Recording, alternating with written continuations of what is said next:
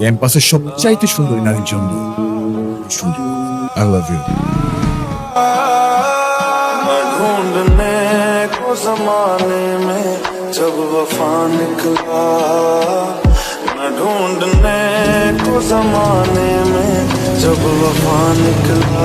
তুই কি direct propose করে দিছিস? সবকিছু কি ডিরেক্ট বলতে হয়? কিছুটা তো বুঝে নিতে হয়। আচ্ছা যদি না বুঝে, এই আপু তুই ভাইকে ফোন দিয়ে বলে দে না। অসম্ভব, আমি কাউকে কল দিতে পারবো না।